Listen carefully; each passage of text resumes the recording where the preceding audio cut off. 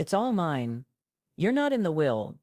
These were the cruel words my stepsister whispered across my father's casket. At his own funeral, I felt a crushing defeat, believing her victory complete and my sacrifices meaningless.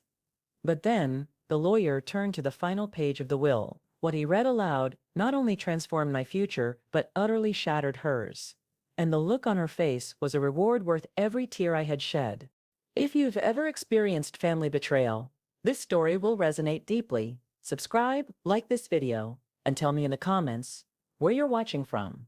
This tale, I promise, will leave you speechless.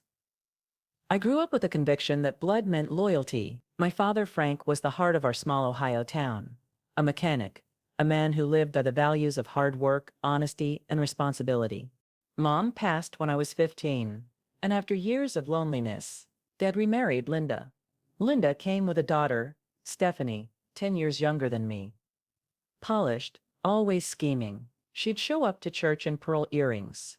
She couldn't afford tossing her hair like she was auditioning for high society. From day one, she made it clear I was competition, not a sister, not even family, just an obstacle.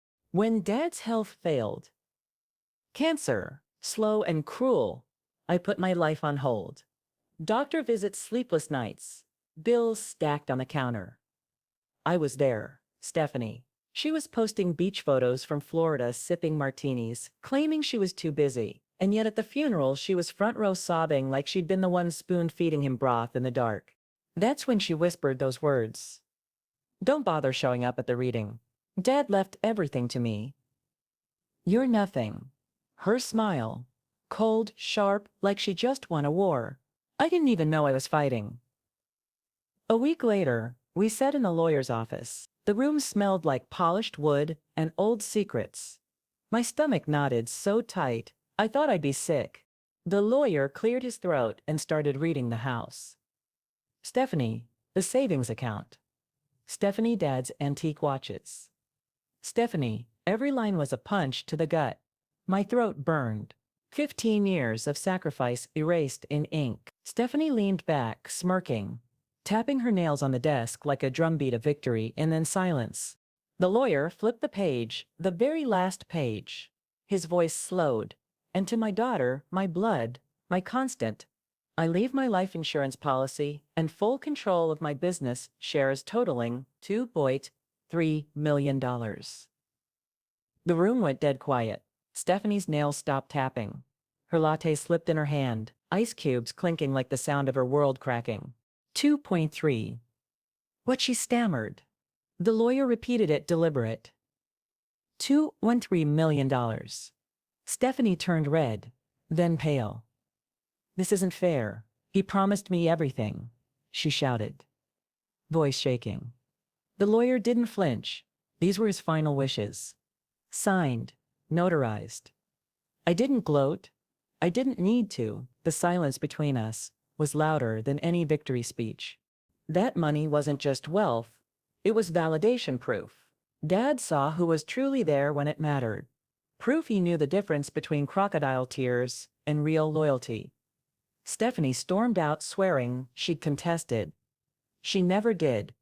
Maybe her lawyer told her what mine already knew. Dad's signature was ironclad. I used the money to build something lasting, scholarships in Dad's name, helping kids study mechanical engineering, the trade that fed our family for decades every year. His name lives on Stephanie. Last I heard, she's drowning in debt, chasing appearances with no foundation beneath her. The sweetest revenge wasn't the millions.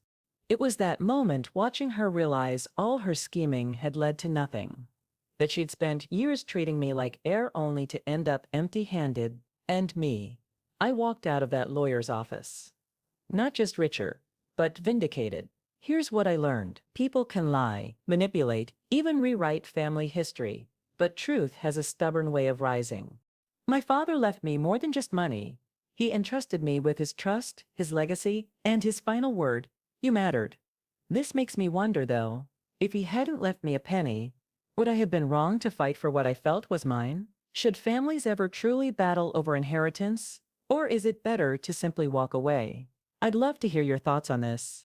If that twist felt like a perfectly executed, cold-served justice, then hit that like button. Subscribe for more authentic stories, where betrayal inevitably meets karma. And please, share this with anyone who understands what it's like to be underestimated, because sometimes, revenge isn't a loud declaration. Sometimes, it's a quiet revelation, hidden on the very last page.